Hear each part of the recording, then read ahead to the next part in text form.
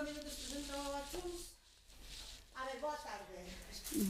Respiro, que se vou a fume de carozo, veño nunha reunión e teño que irme pronto tamén. Pero quería presentar ou estar por lo menos aquí os primeiros minutos deste segundo e último faladoiro feminista. Eu estou moi contenta de recibir a Lorena, e recibir a Lorena Conde e a Ana Cabaleiro. A Ana, que quero moitísimo e que voto moitísimo de menos no Concello, así que estou especialmente contenta de que este hoxe aquí. E, por suposto, dar a benvida a nosa moderadora, que é Chus Gómez do Rego. Eu vou a deixar que sexa Chus a que presente a Ana e a Lorena, como corresponde, pero eu vou presentala a ela. Inda que os que estamos metidos na política na cidade sabemos perfectamente quen é Chus, e moita máis xente, pois Chus Gómez do Rego. Isto é meu, isto que soa? Pois é o meu, o streaming en directo, me encanta. Estaba escoitando o streaming. A verdade é que eu escoitaba a miña voz por... Bueno, estou fatal. Non, era o streaming. Vai ben o streaming, Bueno, Chus defínese a si mesma nas redes sociais como obreira do boli e do teclado en Diario de Pontevedra, enganchada a certas series, cancións, webs, blogs, periódicos e revistas. E mamá. Mais formalmente diremos que é xornalista pola Universidade de Santiago de Compostela. Despois dun primeiro traballo na Voz de Galicia incorporouse no 2000 ao Diario de Pontevedra, onde foi a primeira muller na sección de deportes da historia do xornal. Posteriormente foi nomeada correspondente, pon aquí, corresponsal será da comarca Ulla-Umia, onde puxo en marcha o suplemento Diario de Caldas e de 2014 leva información de educación na sección de local e escribe un artigo de opinión periódicamente. Colaborou co Concello de Pontevedra como presentadora, conductora ou moderadora en múltiples eventos e para a Concelleira de Igualdade participou no encontro de as mulleres que opinan son perigosas no 2019. Así que contamos hoxe con ela unha vez máis. Eu teño que darlle as gracias unha vez máis a Chus. Para nós, como dicía outro día tamén outro faladoiro que estaba María Varela, é moi importante que as mulleres xornalistas den un paso ao frente, estén con nos en esta loita que é unha loita diaria. E antes de que me vaya, voulle dar xa o presente, inda que ser o final, pero non vou estar, voulle dar un presente a moderadora, a Lorena e a Ana. Que emoción.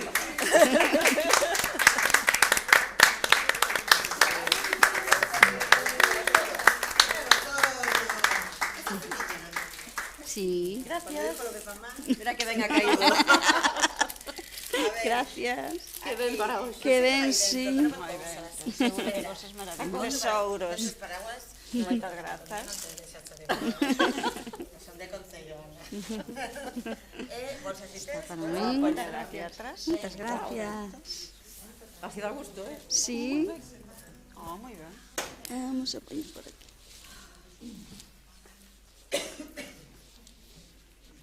Moi ben, pois boas tardes a todas e a todo o mundo que nos estea vendo polo streaming. Non se escoita ben.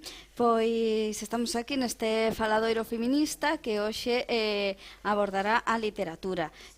Aquí á miña esquerda temos a Ana Cabaleiro López, é licenciada en Ciencias da Información e máster en Estudos Teóricos e Comparados da Literatura e da Cultura pola USC, cun TFM sobre contracultura e ciberactivismo. Acumula 20 anos de experiencia como xornalista e comunicadora institucional. Compatibiliza ese rol profesional coa narrativa de ficción. Conta con relatos publicados en varios libros colectivos e medios escritos, pero máis especialmente ten 3 volumes individuais, que son o libro de relatos Sapos e Sereas, editado por Galaxia en 2017, a exitosa novela As Ramonas, publicada por Galaxia tamén en 2018, que fora o 30º premio de novela Manuel García Barros, e despois foi editada en castelán no 2020. Nese mesmo ano foi finalista do Premio Xerais de Novela con esta obra que é Deixádenos remar, que foi publicada en 2021. Ademais tamén tes un premio Xeria do Concello de Santiago, verdade, por Sucra. Este libro que dicíamos que foi premio non finalista, casi premio finalista do Xerais hai 3 anos, pois contanos a vida nun modesto arrabalde nunha cidade galega, non sei se podemos decir Calé, Se di Calé. dice Calé, Santiago de Compostela, pois que a vida nese arrabal debe ser trastornada coa construcción dunha urbanización de chalés acaroados, e a medida que as vivendas se venden, os novos veciños van se instalando nas súas novas vivendas, pois o muro exterior da urbanización convértese nunha fronteira, non? O microcosmos do barrio acabase por dividirse en dous bandos, e non é tanto unha rivalidade polo territorio, sino pola colisión entre dúas formas de vida que se converte nunha lenta e constante guerrilla de pequenas escaramuzas veciñais, non? Hai pequenas maldades, non? Sí, Hai... pequenas. Ou non tan pequenas. Ou non tan pequenas, bueno, non imos a destripar máis para quen non o teña lido, non? Que son unha clave na reafirmación do estatus da humildade, non? Da comunidade, dos veciños que estaban aí antes. E tamén na manifestación dos soños e das loitas, pois dependendo do lado do muro no que habiten. En Deixádenos remar, Ana Cabaleiro dalles voz, e agora ben por que falamos desta novela hoxe, verdade? Dalles voz ás protagonistas anónimas do día a día, que son todas humildes, arrabaldeiras, son pois traballadoras, opositoras, desempregadas, viaxeiras, xubiladas, divorciadas, artistas, a simple vista moi diversas, pero que teñen aí algo en común, verdade? E aquí á miña dereita temos a Lorena Conde Martínez de Ponte Sampaio, é actriz, dramaturga e poeta. É licenciada en Filoloxía Hispánica, posgraduada en Arte Dramática pola USC e tamén é graduada superior en Artes Aplicadas de Escultura pola Escola de... Como era? Antes era de Artes e Oficios e ahora é? De deseño. De deseño, sí. De Arte Superior e Eu son de Artes e Oficios, non te Artes preocupes. e Oficios. Moi ben. Bueno, a mestre Mateo de Santiago tamén, verdade? Lorena comezou no teatro universitario primeiro como actriz, máis tarde como directora, e desde 1999 traballa como actriz en varias compañías galegas. A partir do ano 2000 comezou a traballar como directora de compañías teatrais como Captatio Benevolentiae, Enlata Teatro, Farrapos Teatro. En 2013 foi cofundadora de Matriosca Teatro, coa que gañou varios premios María Casares. Eu en concreto non, algúns espectáculos gañaron premios. Gañaron, pero bueno, algo terías ti que ver Home, que estaba en compañía, sí. Con esta compañía gañadora. Sí. Vamos, digo eu. Sí, no, pero quero deixarlo claro que tampouco me quero apropiar de... E ademais eres poeta, non? Dicíamos, o sea que poeta non poeta calquera porque tes varios premios de poesía, varios, premio, sí. Gañou a 18ª edición do premio Miguel González Garcés, co libro Entullo. Bueno, tes un montón de obras, pois aquí tes 4 obras de poesía, parte de Entullo, O perfil da Bocas, Puntas da Louza, cancioneiro popular de Labor, editado en 2001, e Ave do Paraíso, tamén de 2001. Ave do Paraíso gañou o premio Filomena Dato, As Puntas da Louza o premio Cidade de Ourense de Poesía, na súa 26ª edición. Dicíamos o premio Miguel González Garcés por o libro de poesía Entullo, e ademais tes un premio, o terceiro premio María Teresa, María Victoria Moreno por Belloucas e Minchas, que é o libro do que imos a falar hoxe. Belloucas e Minchas é un libro presuntamente encadrado na literatura xuvenil, non? Por aquelo das etiquetas da literatura, non? Falaremos disto tamén, no que atopamos a dúas protagonistas femininas que, a pesar de pertencer a xeracións diferentes, comparten as mesmas ansias de axudar no mundo, non? Ten un inicio moi engaiolante, o libro conta as aventuras que vive Sofía, que é unha moza adolescente que debe ir a pasar o verán a casa da súa avoa Rosa, porque aí hai un suceso que lles acontece aos seus pais e trastoca un pouco a súa vida, non? Queda un pouco desconcertada. E vaise a casa da súa avoa, que vive en Veigamoa, unha aldea na que parece que nunca sucede nada, pero e chegar ela, que ademais vai cunha amiga, verdade? Descubre cousas extrañas. O ambiente da vila está enrarecido, a xente escapa da súa avoa pola rúa, chámanlles por teléfono na metade da noite, E ante esa situación así un pouco extraña, ela decide actuar e comeza a investigar o que acontece, facendo todo o posible por axudar a avoa e as súas amigas. Pois un claro exemplo de sororidade, de acompañamento entre mulleres novas, bellas, pequenas, grandes, verdade? E bueno, falamos destas sinopses, sororidade, feminismo, mulleres. Credes que existe a literatura feminista ou considerades que as vosas obras son feministas? Eu son feminista, entón supoño que do mesmo xeito que son atea e do mesmo xeito que son proletaria, quero dicir, todo iso acaba trasluciéndose no que a mí me interesa e aquilo do que me interesa falar. Entón, pois probablemente haxa feminismo nos meus textos, aínda que eu ni no escondo ni no promociono, digamos, é unha cuestión que aparece e xa está. E claro, diso, pois eu creo que tes aí unha resposta moi boa. Bueno, que antes estábamos falando sobre o tema da literatura feminista e eu sempre conto unha anécdota, bueno, que non é unha anécdota, é o que a mí me pasou realmente. Eu no meu primeiro libro, que ademais é como o libro que máis cariño lle teño, porque, bueno, me dei a coñecer o mundo e foi ben recibido, entón adoro esa sensación que tive nese momento. Eu en todas as entrevistas fixen moito fincapé en falar de estereotipos de xénero, en que xogaba cos estereotipos de xénero, e non decía exactamente que era feminista, pero case, entón sempre deixaba aí caer e quería.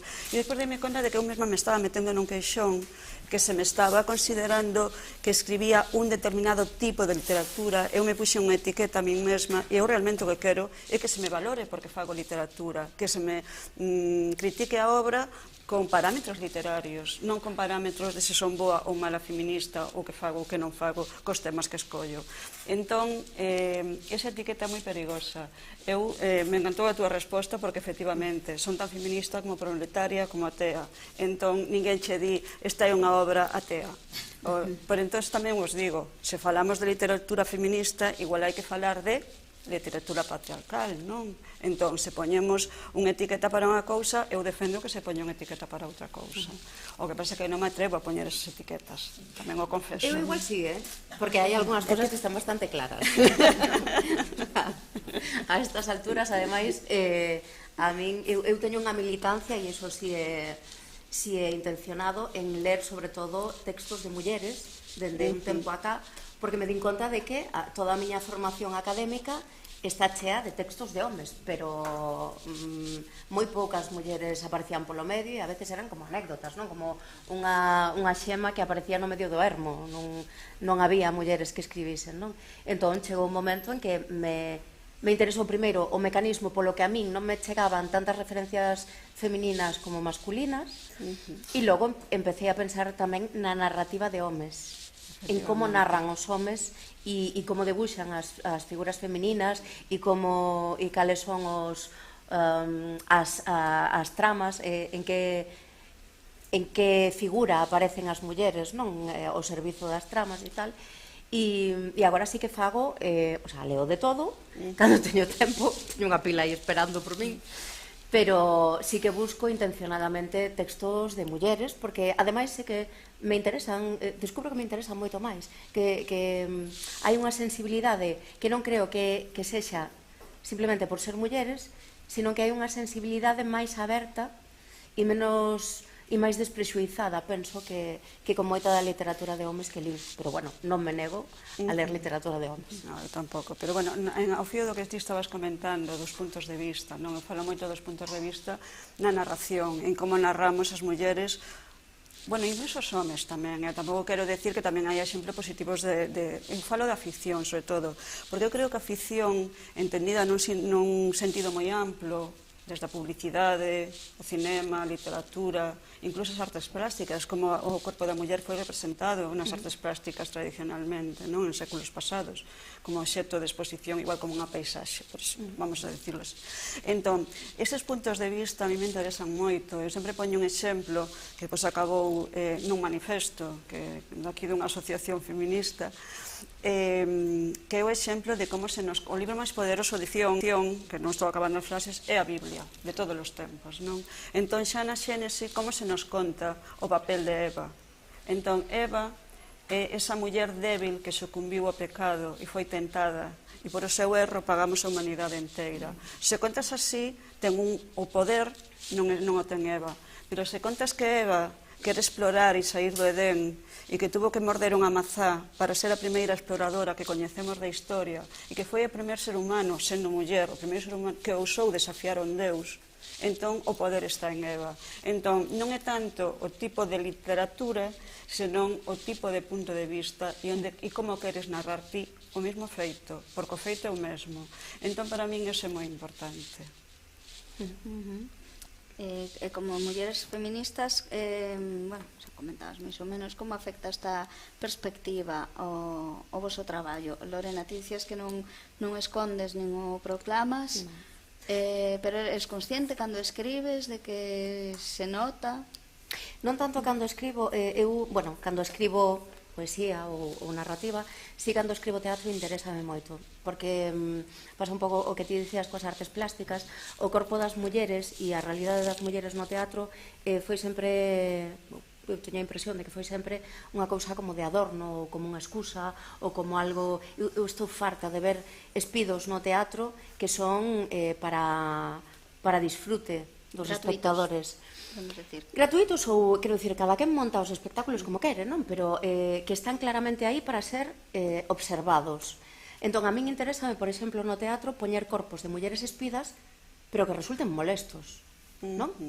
Que haxa un corpo dunha muller espida a 5 centímetros de ti e non teñas máis remedio que mirar. Porque se está no escenario e está apartada e hai como un espacio de seguridade entre o escenario e ti, e tú estás en sombra e aquilo está iluminado, tú podes mirar onde queiras e podes observar a placer e tal. Pero se o tes a 5 centímetros e te está falando ainda por riba, aí xa non tes esa barreira e xa a túa perspectiva é outra e o teu papel dentro do que está pasando é outro. Entón, a min si hai certas cousas relacionadas co feminismo, cun feminismo pois un pouco incipiente e o mellor precario, porque eu estou aprendendo. Eu quero dicir, sempre considerei que teña os mesmos dereitos que un home.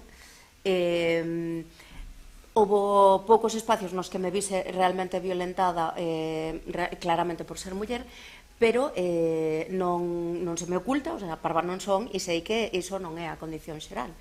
Entón, estou aprendendo sobre iso, do mesmo xeito que estou empezando a ler máis mulleres que homes, proporcionalmente, para compensar aí unha falta na miña formación literaria, estou tamén formándome como feminista, entón eu vou experimentando co que fago e cando escribín Vellucas e Minchas eu tiña claras unhas cantas cosas que non tiñan que ver co feminismo. Tiña un par de personaxes aí que quería que aparecesen e tal, e o resto foi vindo. Pero claro, efectivamente, as miñas preocupacións e o meu interese como ser humano e como muller, pois, acaban aparecendo. Tamén porque son conflictos moi interesantes, non? Porque son conflitos de día a día, como digo, que temos todos os días. Bueno, eu confeso que non busco exactamente o feminismo, pero que me preocupa tanto a posición da muller e como se narran as historias, que nese sentido é inevitable que escriba sobre iso, non? Entón, me preocupa moito a posición da muller e me preocupa moito como se narran as historias, porque me gusta moito o realismo, entón me gusta de algún xeito tamén narrar a contra, non? Entón, poñer en riba da mesa personaxes femininos que non son nada feministas, por dicirlo de algún xeito. Entón, tamén me gusta moito traballar con ese tipo de personaxes. Quizá en Deixádenos remar, que prácticamente todas as protagonistas son mulleres. Bueno, hai que decir que Deixádenos remar ten unha estrutura que é un barrio e como que cada capítulo te vas metendo polo ollo da pechadura dunha casa e vas contando unha historia que ocorre nesa casa. Só hai historias protagonizadas por dous homes. Se contan todas en primeira persoa, como se esa veciña cho estivera contando, non? Todas son mulleres. A mí me resulta máis próximo narrarle da voz da muller. Me resulta moi difícil facer a voz do home con naturalidade, por exemplo. Entón, non me gusta que todas as mulleres pensan como penso eu. E me resulta moi atractivo facer mulleres que non pensan como penso eu, que non son nada feministas, porque eso, o mundo está construído con mulleres que non son feministas polo que sexa, ou porque non saben, ou porque non queren, ou porque non teñen referentes, non? Entón, gústame poñelas en riba do papel e que coexistan con outras mulleres que si son, o mellor, un pouco máis feministas. Que ocorre? Que eu tamén estou, bueno, eu creo que a maioría da xente, por exemplo, do meu entorno, que eu coñezo, todas estamos facendo un pouco esa tarefa de revisar que referentes temos. Eu prácticamente na literatura xa estou incluso un pouco obsesionada, non? Tiven que ler para o último traballo que fixen, o proxecto Xucrán, que me premiaron na residencia literaria no último premio, é un libro de viaxes. E eu me dei conta que adoro a literatura de viaxes e prácticamente non nin nada de viaxes escrito por unha muller, que ese é outra etiqueta que, bueno, eso sí que é xa casi un subxénero dentro da literatura, a literatura de viaxes escrita por muller, eso xa dá para un ensaio en si mesma, non? Cando as mulleres que escribiron viaxes en séculos que non foron o 20, incluso a comezos do 20, era porque acompañaban a un home en algo, non? Porque eran a muller nun embaixador, ou, é dicir, tiñan moitas dificultades para viaxar por si soas e encima poder escribir. Salvo, agás, algúns casos, claro, que eu non me sinto nada conectada porque eran mulleres que hoxe chamaríamos pijas, o sea, moi ricas e colonialistas, non? Entón, sí que hai unha falta na nosa educación formal e informal, vamos a decirlo así, porque prácticamente as lecturas obrigatorias, o cinema, como se representa o papel, para min ten moito poder, por exemplo, todo relacionado coa publicidade, porque a publicidade é pura ficción, además é unha ficción que xoga directamente cos soños, ás veces chegas a preguntarte, soñas libremente ou os soños que tes en determinada sociedade tamén é un constructo social, non? Entón, todas esas ficcións teñen unha eiva grandísima e non nos cansamos de decirlo, que é que falta a mirada da muller desde unha posición de muller e unha mirada real, non? E nesa posición de muller, pois tamén hai mulleres que non son feministas. E a mí me gusta moito traballalas tamén, porque pareceme que así descubro tamén cousas que a mí me fan falta como persoa. E como valorades o papel da familia nas vosas obras? No teu caso, a boa e neta, hai un... Sí, hai un vencello que é un pouco obrigado ao principio porque realmente Sofía está castigada a pasarlo verán coa súa avoa, o sea que non vai de moi bo gusto, pero máis que a cuestión da familia de sangue, digamos, para min é moito máis importante o asunto da familia dos afectos, non? Da xente que te quere ben, que pode ter o mesmo sangue que a ti ou non. E neste caso, por exemplo, falabas de sororidade aquí, sí que o hai, pero eu diría que elas tampouco son conscientes de que hai sororidade, non? Hai un problema e hai unhas cantas persoas que intentan resolvelo. Son mulleres, apóianse entre elas, ensínanse unhas ás outras e así é como o van poder resolver. Pero, bueno, non, o sea, creo que poderían tamén non ser familia Sofía e a súa avoa e a súa nai que aparece ao final e tal, poderían ser simplemente mulleres que se queren ben e que se apoian, non? Que para min isto é tamén moi importante, na ficción e logo na realidade. Eu levo moi pouco tempo no mundo da literatura, pero para min foi unha cousa crucial relacionarme con mulleres, con literatas e feministas, non? Para min foi probablemente unha aterraxe moito máis suave en todo isto, ter compañeiras que xa pasaron por moitas cousas moi fastidiadas por ser mulleres na literatura, nunha literatura que ata hai moi pouco estaba copada por figuras masculinas, que eran as máis visibles, e Rosalía, pero bueno... Era como, xa está Rosalía, e o resto eran todos tíos. Claro, pululando polo... Que iso tamén é moi interesante, como evolucionou a figura de Rosalía de ser a naiciña, que choraba, que non sei que, a ser unha figura referencia do feminismo, non? Porque falábamos moito de cantares gallegos e estas cousas de lamento e tal, pero non falamos da Carta de Eduarda, non? Das literatas, que é un desafogo dunha muller que escribe e que ten todo en contra, non? Moito antes que o cuarto propio de Virginia Woolf. Efectivamente, sí, porque é unha necesidade que ven desde o principio da primeira muller que escribiu, penso eu, porque, claro, efectivamente, os homes que escribían tiñan unha consideración, eran alguén na sociedade, e as mulleres eran unha rareza, uns bechos que lles deu por aí, que podían estar na súa casa cuidando dos seus fillos e dos seus pais e dos seus maridos e de todo Dios, pero decidiron escribir, non? E entón, como referente Rosalía, ese cambio tamén é moi interesante, non? É como de repente pasa de ser como unha cousa fundacional emocional a ser racionalmente unha protofeminista, non? Unha figura a que nos podemos agarrar para dicir, no, cuidado, aquí esta señora no século XIX xa estaba dicindo, pobre de ti que escribes, muller, vais a pasar isto, non? E que efectivamente nos acaba pasando, non? Porque as críticas ás obras de mulleres a veces son tremendas, que permítense cousas que nin o crítico máis fero lle criticaría a un home, non? Dese xeito, mellor, tamén, non? Notades que sois criticadas desde un punto de vista que non se lle permitiría a un home, o sea que para empezar estaría a cuestión de xénero antes que a cuestión literaria, non? Eu penso, bueno, eu pola experiencia que teño, eu teño moi pouca obra publicada, Lorena ten moita máis, e ademais ten esa experiencia do teatro, que a min eso me parece xa maravilloso. E é verdade que eu sempre tive moita sorte, porque se me criticou ben, vale? Pero, en xeral, se me criticou ben, se me criticou porque hai xente que pasa desapercibida e non se lle critica. A mí se me criticou. Que se é outra. Eu sempre o dixen abertamente. Cando saín con Sapos e Sereas, o meu principal medo era que nadie falara de Sapos e Sereas. Eu sí que estou agradecida porque a min a crítica me tratou ben. Pero hai un crítico en concreto que non lle gustan as miñas obras.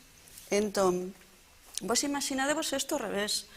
A min critican as miñas obras, di todo o que está mal na miña obra, nas tres, e ao final recomenda ler unha obra similar escrita por un home. Alguén lle entra na cabeza que critiquen a un home e ao final den o nome dunha muller? Iso é impensable. Non, porque non saben os nomes das mulleres, non saben que recomendar. E concretamente, en Deixádenos remar, que eso xa foi el sumum de lo máis maravilloso, puxo de exemplo unha obra dun autor o que eu admiro moito, que eu digo públicamente, e no que estiven en presentacións con el, era moi doado facelo, non? Mas así para máis, tal.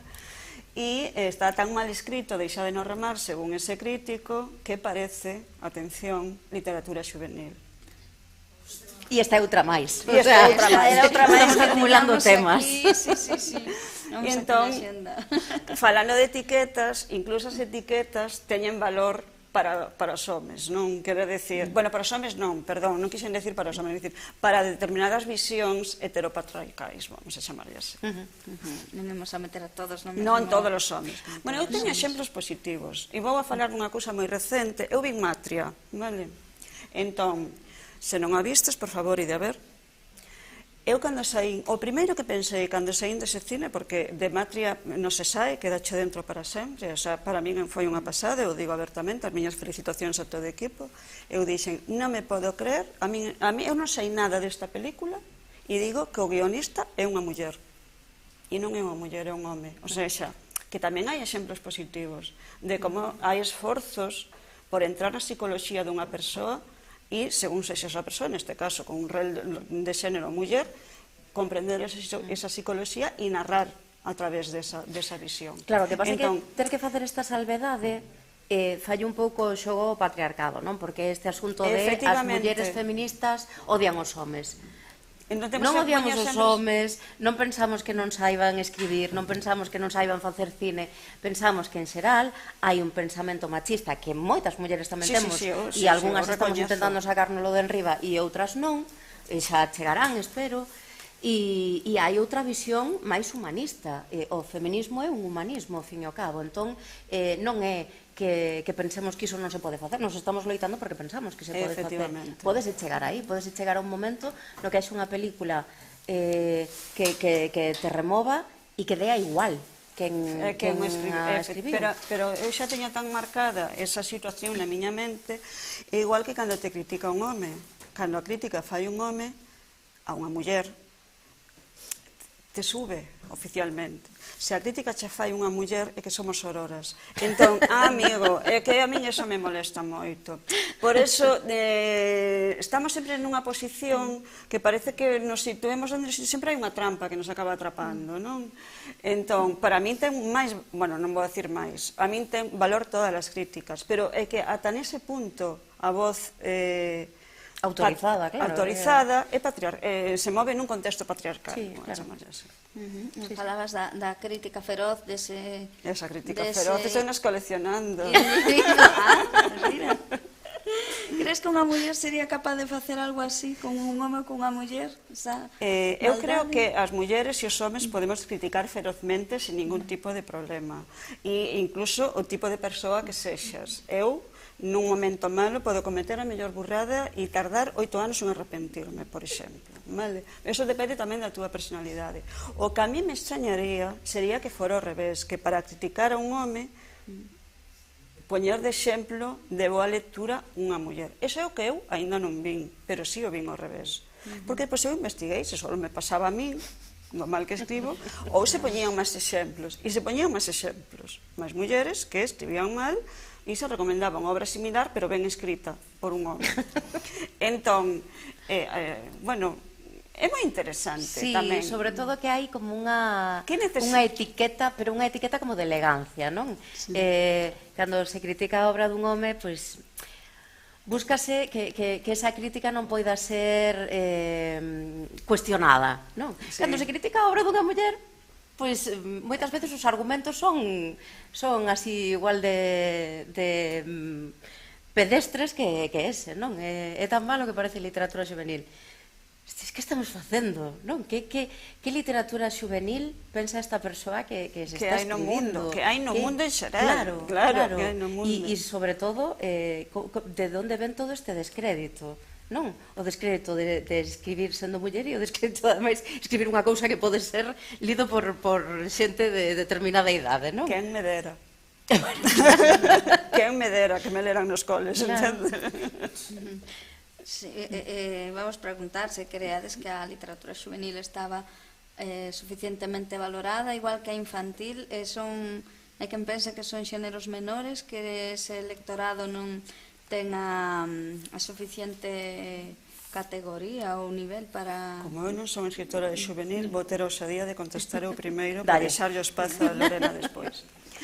Eu creo que temos moitísima sorte nos últimos anos porque hai, por unha banda, que non é unha sorte, foi merecido, pero María Victoria Moreno se dedicou un ano inteiro e se traballou nos centros educativos, porque para min o valor que ten o Día das Letras Galegas nos centros educativos é que porque efectivamente xa chega unha obra, xa chega unha autoría e un tipo de obras.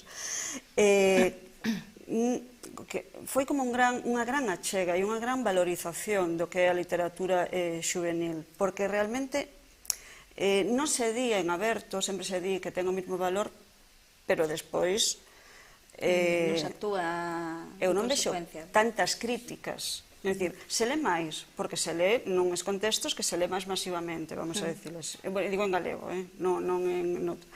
Pero despois, eu hoxe para refrescar busquei críticas de Belloucas e Minchas e encontrei poucas. Pero por qué? Porque o libro sexa malo? Non. Porque é literatura juvenil, porque está ca etiqueta de literatura juvenil e casi hai moi poucas ocasións e moi poucos na crítica galega que se critique a literatura juvenil e a infantil xa prácticamente está desaparecida. Que ocorre? Que apareceu ou están aparecendo unha serie de autoras mulleres que están tendo moito éxito entre lectores e lectoras. E iso está axudando moito, porque eu creo que todas esas persoas que hoxe en día están lendo esas autoras, porque a maioría son mulleres, non vou dicir a feminino, que están lendo esas autoras que están vendendo tanto e que se está lendo fora das lecturas obrigatorias, que esa é outra, e que se está lendo nos clubs de lectura e gracias a persoas que traballan nas bibliotecas dos centros e que son as que levantan, bueno, un pouco o que é a literatura contemporánea, eu creo que está mellorando a visión entre o público que ten que mellorar, que é o público que o lé, que é o público infantil e juvenil. Entón, eu penso que eso é semente para a seguinte xeración. E eu penso que realmente vai a dar froitos. Eu neso son moi positiva. E máis, gustaríame poder escribir juvenil, pero non me sai. Pois xa o fixeches, aparentemente. Pero non coincido alumnado con ese crítico. Equivocase o crítico, mira. Pois, eu creo que si se sigue considerando un xénero menor en canto a prestixio social, é un xénero efectivamente maior en canto a vendas e a lectoras, e logo aquí hai tamén outra cousa un pouco peliaguda, que é este asunto do público cautivo, que lle chaman algúns críticos, non? Como son recomendacións que se fan nas aulas, ou incluso lecturas obrigadas que se fan nas aulas, consideran que é como un éxito un pouco dopado. Claro, e moitas veces aluden a iso para quitarlle mérito a algún libro que se estivo vendendo moi ben. Claro, teñen público cautivo, como non se vai vender. Claro, véndese porque están obligados a lelo. Claro, non é porque claro. sea E o unha mellor nin siquiera o len, obra. cómprano, sabes, porque están obligados. Entón, ese é outro asunto que algún día, pois, que estarse nos abrindo aquí moitas cousas, eu non sei. Sí, a verdade que sí. Pero ese é outro tema que a mí me cabrea moito. E logo está que efectivamente a María Victoria Moreno se lle dedicou un día das letras galegas, merecidísimo, quero dicir, eu non son o mellor moi obxectiva, pero vamos, merecidísimo. Xa que estamos en Pontevedra, o Concello, ademais, efectivamente, que crear o premio. Sí, efectivamente, que eu estou moi contenta, por exemplo, de que Ne Barros gañase o último premio, porque como aire fresco que entra na literatura juvenil. Creo que este premio está facendo que, de repente, se remova un xénero que non dentro do xénero, non dentro das persoas que fan este xénero, sino para fora, parecía como unha cousa dos coles, das familias. Se os adultos non conceden o prestixio que ten que ter un xénero, claro, a rapazada, en canto pode fuxir da literatura juvenil que está tan desprestixada, vai non facer. E o problema non é que se lancen a outras lecturas, o problema é que non se lanzan a nada, non leen, non? E logo, por outro lado, dedicouselle o ano das letras galegas a María Victoria Moreno, leuse a súa obra, efectivamente, que facía moita falta, reeditouse moita obra de María Victoria Moreno, e, sobre todo, empezou a publicarse obra inédita de María Victoria Moreno. Pero fai falta que se lle dedique un día das letras galegas a unha autora dun xénero que se considera menor para que, de repente, alguén se interese por iso que quedou no caixón, non? Que se descubriron verdadeiras xoias dela, non? Entón, se iso pasa cunha autora que lle dedica un día das letras galegas, imagínate o que está pasando por aí con xente que está escribindo para a rapazada, non? E menos mal que están os premios, sabes? Porque, claro, presenta un original a unha editora. Hai 20.000 originais por aí circulando, non? E menos mal que están os premios para descubrir voces novas, porque é como un nicho un pouco pechado agora mesmo da literatura infantil e juvenil, que por sorte eu tamén son optimista, penso que se está abrindo. Pero creo que falta un pouco de que sexa menos postura o asunto de darlle prestixio a ese xénero e que sexa un pouco máis verdade, non? E para iso o Salón do Libro Infantil e Juvenil é fundamental, non? De repente ves todo o interese que desperta esa subliteratura que se considera a veces, non?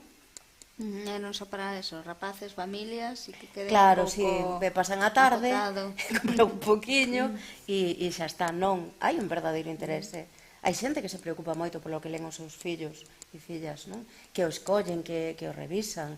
E para min ese é o público lector que debería estar decidindo que é o bo e que é o malo na literatura juvenil, e non uns críticos que de repente lle teñen tanto odio ao xénero que se nota que ademais non lles gusta recensionalo, non? Por sorte tamén tiven poucas recensións de tanto de Belloucas como de As mil vidas de Dorotea, por exemplo, que é infantil, pero a verdade é que as recensións que tiven están moi fundamentadas. É dicir, Son literarias, claro, son criterios literarios, claro, efectivamente.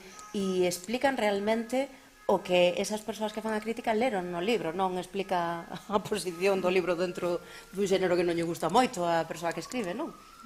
Bueno, eu agradezo iso tamén e pareceme que a función das prescriptoras e dos prescriptores de libros se está ampliando moito con xente que empeza a recensionar motu propio libros de literatura infantil e juvenil. Que son as redes, está se vendo moito, non? Xente nova que... Claro, que que se fai un perfil de Instagram, exacto. E tal, e que son moitísimos e están moi o día, joder.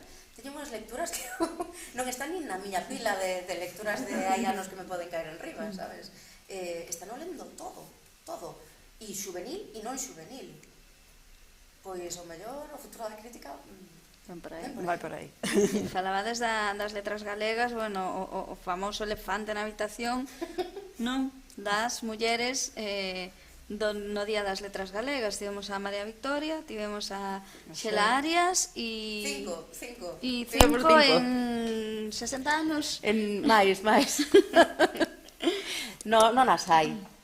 Non hai mulleres suficientes, están todas vivas. Cando antes ao principio falaba, efectivamente, están todas vivas. Por sorte, que escriban moito.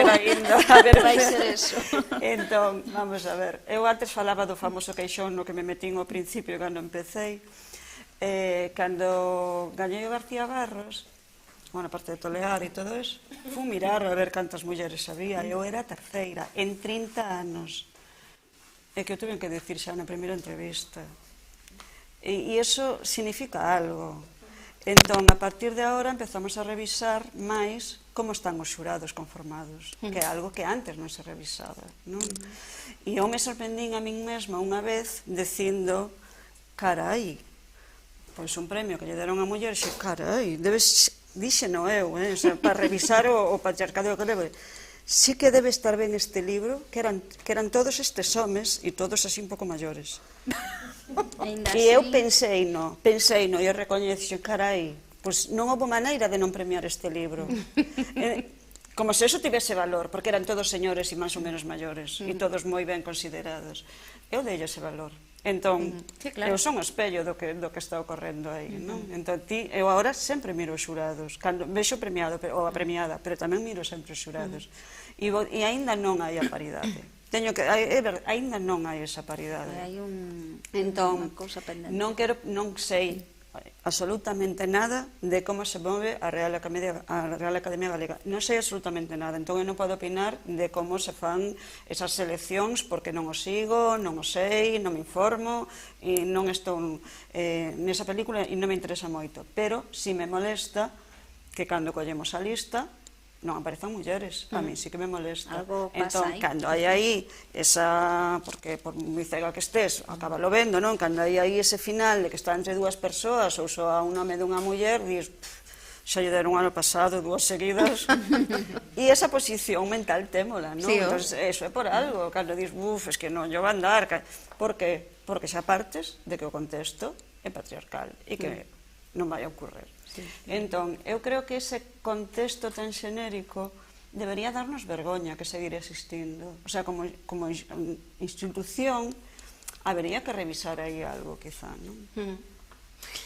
Claro, eu aquí vou dicir unha chorrada, pero teño ganas de dicilo. A min que a condición sine qua non sexa que estean mortas de hai 10 anos, pareceme un pouco problemática, pero non é, quero dicir, hai mulleres que cumplen eses requisitos e non se lle dá, pero teño quizáis máis esperanzas, máis que na Real Academia, que ao final é unha institución tan grande que se move moi lentamente, non? Penso que hai outras cousas que poden avanzar e levarnos onde realmente a sociedade está con moita máis rapidez.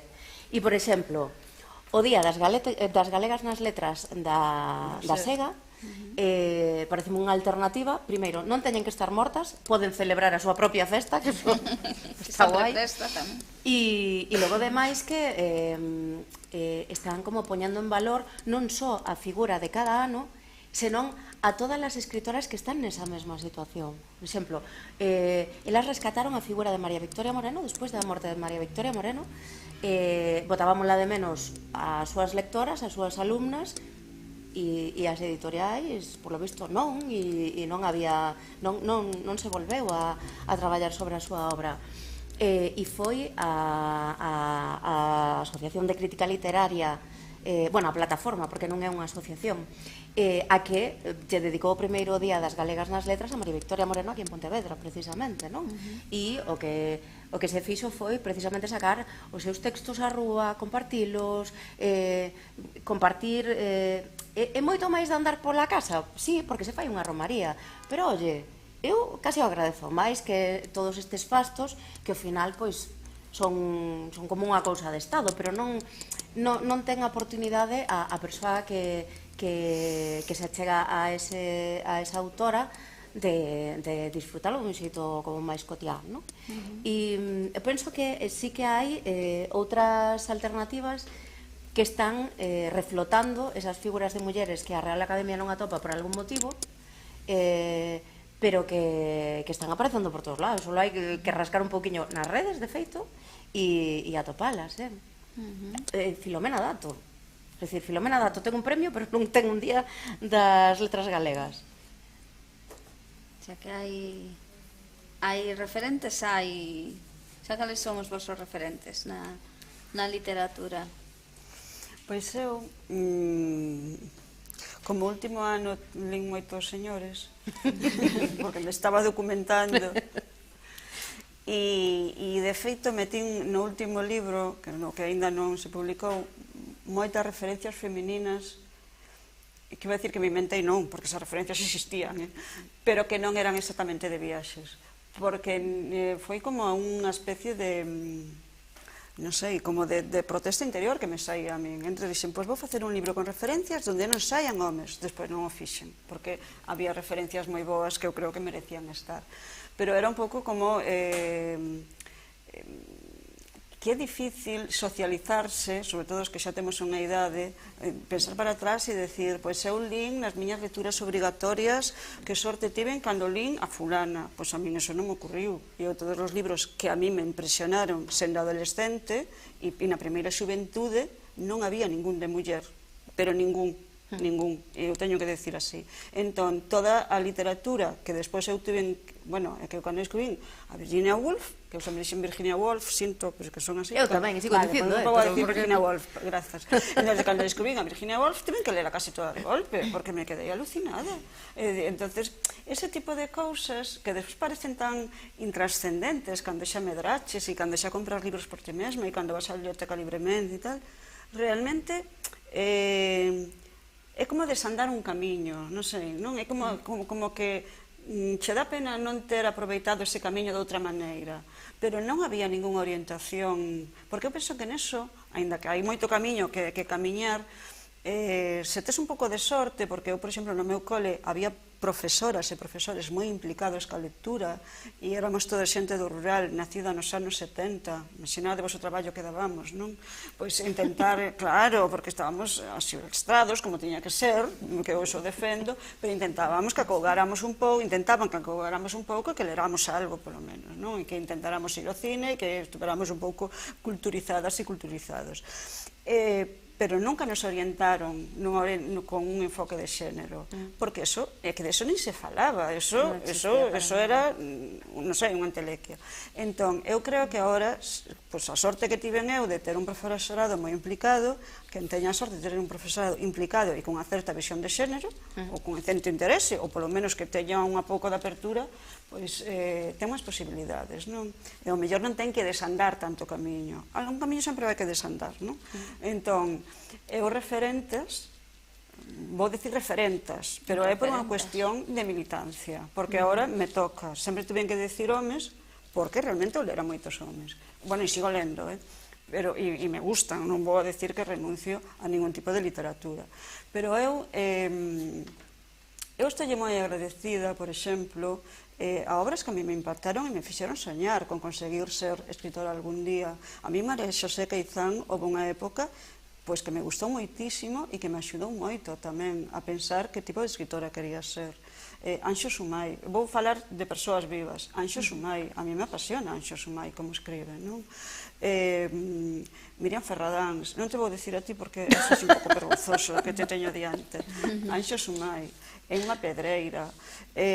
Bueno, agora empezo a decir e me van a quedar atrás outras que considero moi ben, pero bueno, as que se me van ocurrindo de lecturas que teño aí sempre e as que volvo, non é dicir, esta xa está lida, non volvo. Lecturas as que volvo.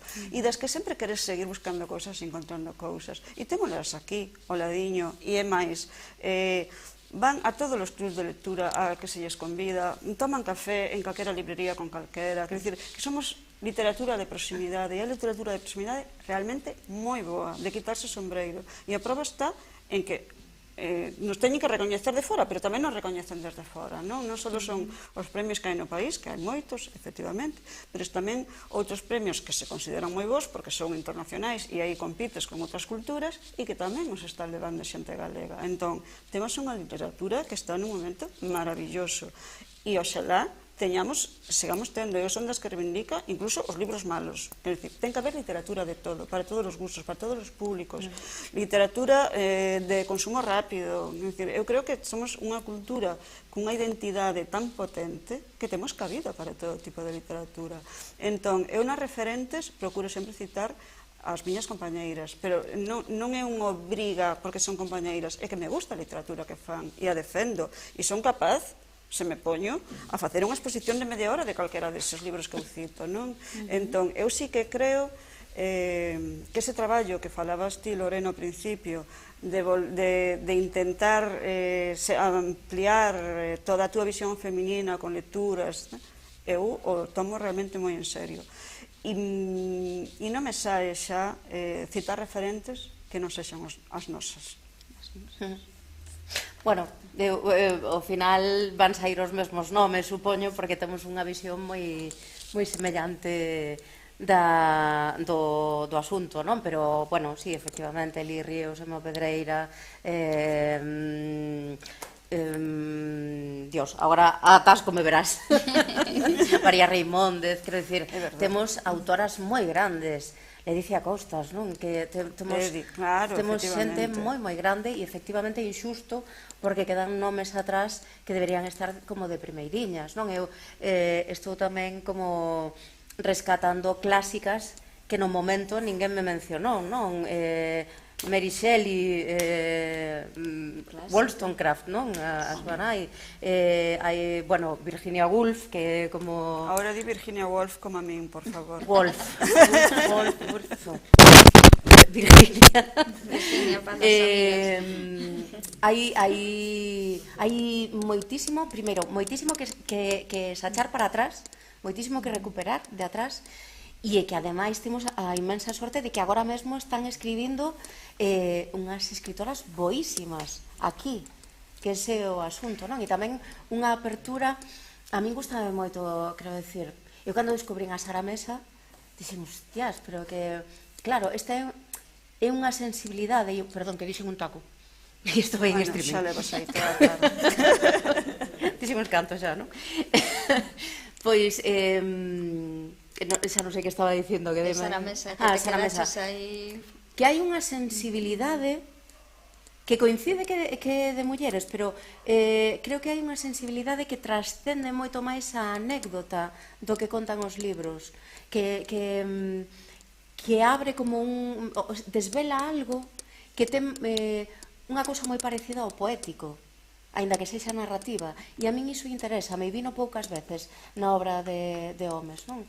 Entón, quería apuntar aí unha cousiña no tema da literatura actual que temos agora en galego, que non é o meu campo, pero sí me parece tamén moi interesante a aposta tan forte que se están facendo moitas editoriais máis independentes por traducir mulleres de todos os estilos e de todas as culturas, o sea, tanto mulleres actuais, pois algunha catalana que xa temos traducido ao galego, pois como Fátima Mernissi, que se traduciu recentemente, además eu, por unha cuestión tamén de se gustar os referentes, estaba buscando referentes marroquíes, ali en español, e xusto a semana seguinte saiu en galego, tamén a marquei, que conste, pero, quero dicir, que temas, aí hai unha aposta tamén pola traducción de voces de outras linguas e de outras culturas que nos las traen ao galego, e eu creo que nese sentido bueno, pois tamén somos afortunadas, non? Sí, porque, claro, por un lado está o feito de que somos mulleres que escribimos nunha cultura con unha lingua propia, pero que está en loita por ser recoñecida como unha lingua de cultura tamén, non? Porque,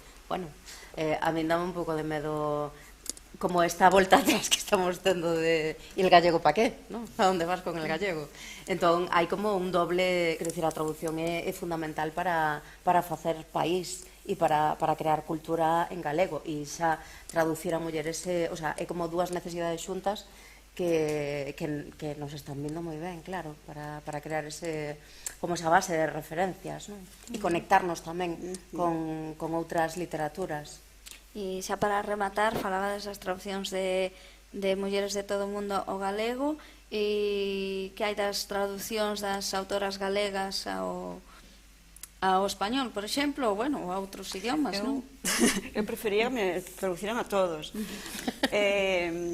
Eu teño, cando falábamos ao principio que escribíamos desde a nosa posición feminista, porque somos feministas, igual que somos obreiras ou ateas, eu escribo tamén sobre a miña posición de identidade galega. O sea, iso é que é unha cousa que o levo así, bueno, metido dentro, non?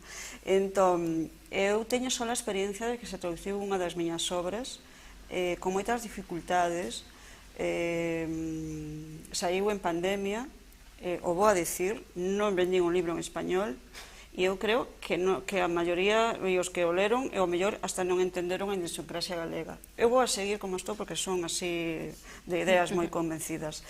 Pero certo é que hai agora teño contacto, que precisamente marcha hoxe, un traductor que traduce do galego e inglés, que viveu aquí un ano en Vigo, e estes días andaba pola Coruña e quedamos, e el pediu-me permiso para traducir un fragmento da Ramones ao inglés para unha revista de traducción, non sei canto. E el me decía, bueno, delle permiso, claro, non lle vou dar, e me decía, teño que facerche algunha pregunta. Pregunta. Que fago con lugar, parroquia, concello, provincia? Que se apañe, non? Para iso é o traductor. Claro, eu fixen un esquema, pero se ten que buscar a vida, pero aí non renuncio, non é un grupo de casas, unha poboación máis pequena, non. Hai esa estrutura, como se quere poñer un comentario final, eso hai que explicarlo, porque eu son galega, e esa é a miña estrutura. Eu, nese sentido, creo que as traduccións a outras linguas, que sí que están moi ben, pero o que lle van a aportar a nosa cultura é ata que punto esa traducción é fiel á nosa identidade, non? Iso é o que quería decir. Entón, igual que a literatura feita en galego, que pode ser dunha identidade galega ou calquera outra, e está ben, eu aí creo que ten que haber de todo, como decía antes. Despois hai outras que a mí me fai especial ilusión que leven a nosa identidade a outras culturas, porque eu creo que as culturas teñen que estar en pé de igualdade independentemente do número de falantes que teñan, non? Eu aí, bueno, por exemplo, é que eu aí sempre penso nun libro que curiosamente lle botei un vistazo en español, que eu sei que é de Susana Sánchez Arins, non citar a Susana, mira, agora me acabo de acordar. Tamén. O sei que eu que me nego a ler nada da guerra civil e nada da posguerra, ao final tiven que ler o sei, que claro, porque es que todo o mundo falaba do sei, que dixen, eu me debo estar perdendo algo. O sei que é maravilloso, efectivamente, pero que na traducción ela mantivo a palabra cerrado, con un pé de tal, explicando que era un cerrado. E eu dixen, Dios mío, mantiveche esa palabra cerrado. Non, porque ela, como filóloga, se traduciu a sí mesma. E ela dixo, obviamente, claro. E a eso a mí me abre un pouco tamén a perspectiva de as traduccións son moi importantes, efectivamente, porque queremos que nos lean en todos os idiomas, non vamos a decir que non, porque unha vez que escribes queres que te lean, eso é impepinable. Canta máis xente te lea, máis feliz vas a ser sempre, non? Pero sí que eu, a ilusión que me fai a traducción, vamos a decir, nun mundo de ilusións, a ilusión máxima é que te traduzan e se manteñan a identidade dese texto. Entón, a cultura galega está viaxando por outras culturas. E iso realmente, para min, é o obxectivo, non? Bueno, eu a única experiencia que tiven coa traducción é triste, porque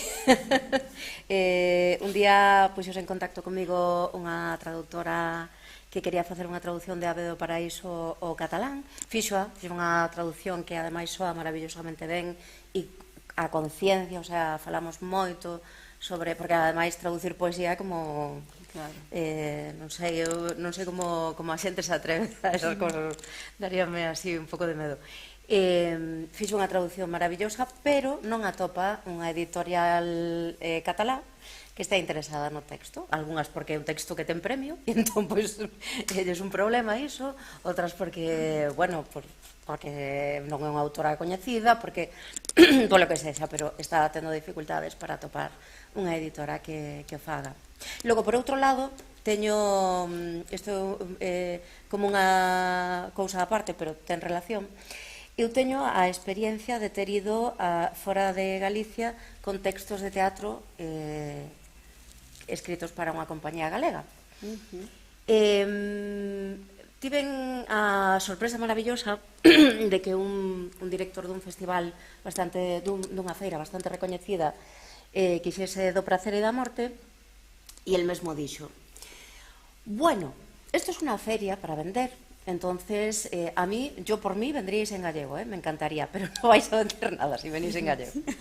E entón, claro, ese é un problema, porque unha compañía independente galega ten que comer e ten que ver que fai para comer, non? Entón, efectivamente, traducimos o texto, sonou de maravilla, porque parecía que éramos unha compañía, non sei, de xente viguesa que nunca falou galego, pero con o sotaque... Pensei que ibas a decir de Toledo. No, con toledanos non nos confundían nunca. No, os ensaios foron moi interesantes, porque claro, e bueno, e fixemos iso, non? E logo fomos a Cádiz tamén cun texto traducido ao castelán, e a mí dame mágoa, porque penso, eu teño visto fora teatro catalán sobretitulado, que tampouco é excesivamente necesario, non? Ou teño visto compañías inglesas das que ninguén se queixou que estivesen sobretituladas porque era inglés e era Peter Brook, e entonces a Peter Brook non lle vas pedir que o traduza ao castelán, non? Pero, claro, creo que hai como unha dificultade para ir metendo a patiña. Bueno, pois nada, imos ir rematando, se nos esgota o tempo, non sei se temos un minutiño para o público, se alguén quere facer unha pregunta. Alguén ten que facer unha pregunta, porque vimos de moi lonxe. Bueno, algunhas máis que outras. No, todas vimos de moi lonxe. Eu. Moi ben. Bueno, encantada, porque ademais, bueno, a Lorena, pois unha das premiadas do Premio María Victoria Moreno, Ana, unha das meus admiradas autoras en galego e aparte amiga, e Chus, bueno, pues unha xornalista aquí da cidade que creo que é un referente tamén, máis destas que se atreven a poñer unha columna semanal aí contando cousas. Polo tanto, bueno, un faladoiro de luxo. Eu, bueno, dixestes moitas cousas e non me quero enrollar demasiado. Ao respecto do que falábamos do tema da Real Academia e da galega nas letras e demais, está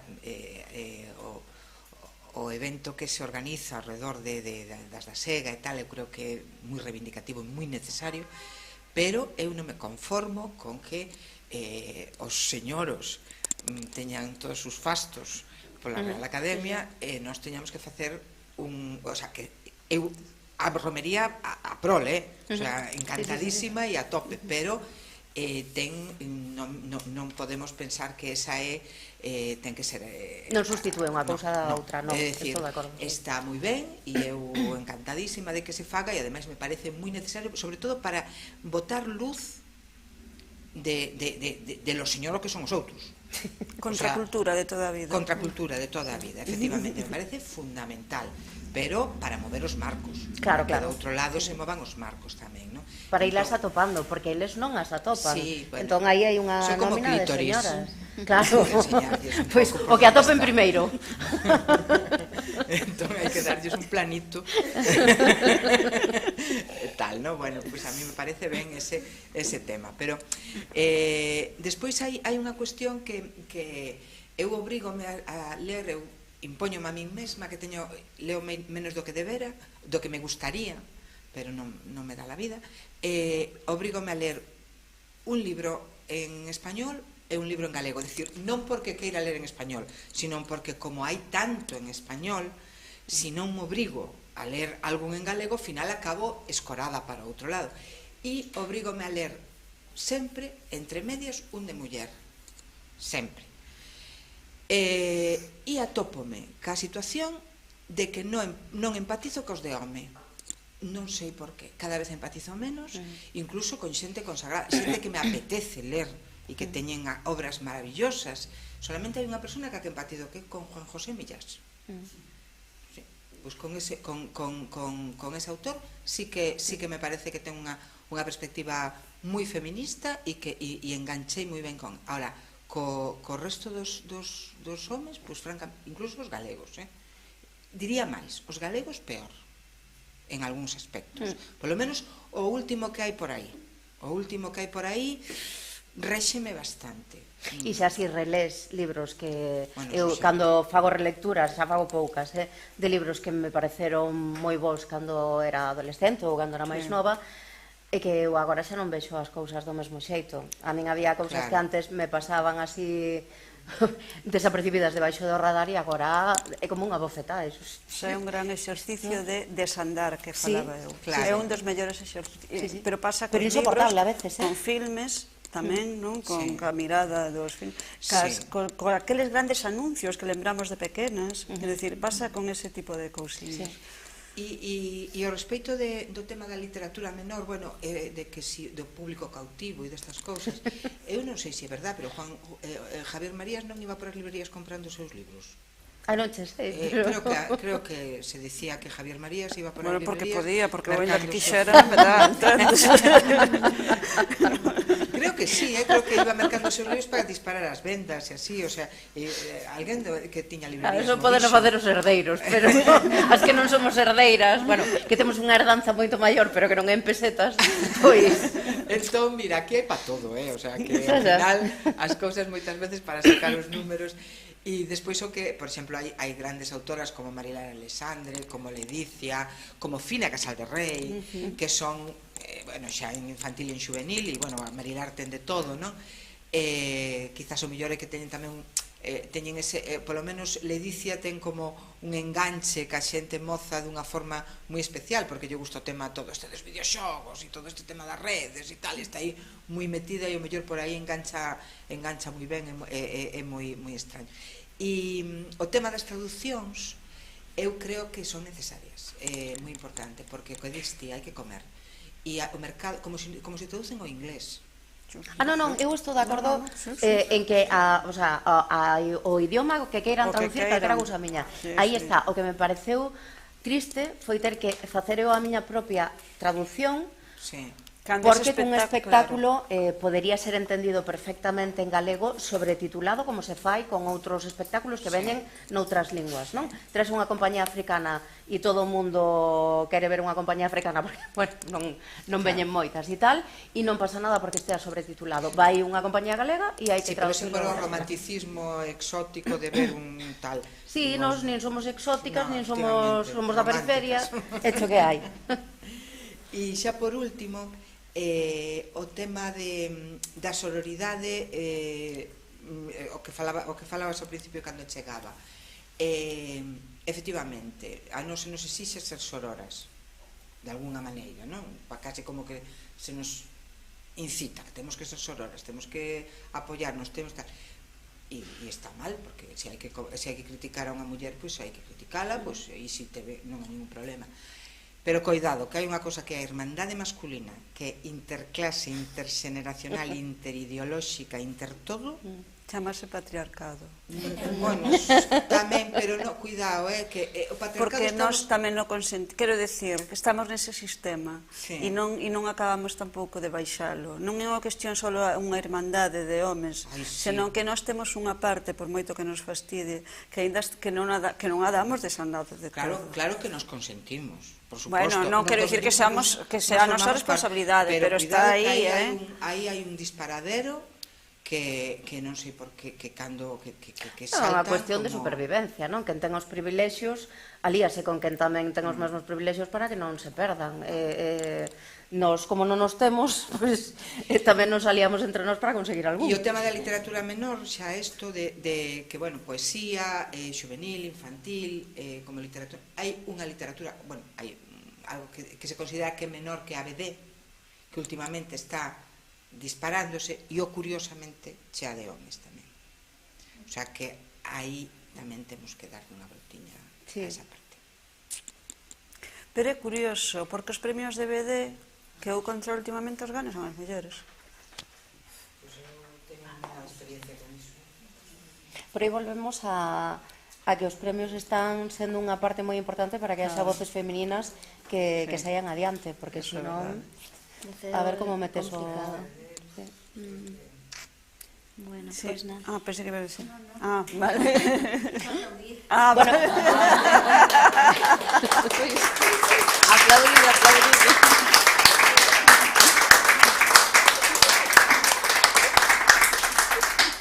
Pois nada, moitas grazas a todas por estar aquí e a todo o mundo que nos estea vendo hoxe ou mañán ou a semana que ven no streaming. Estás me asustando agora. Sí.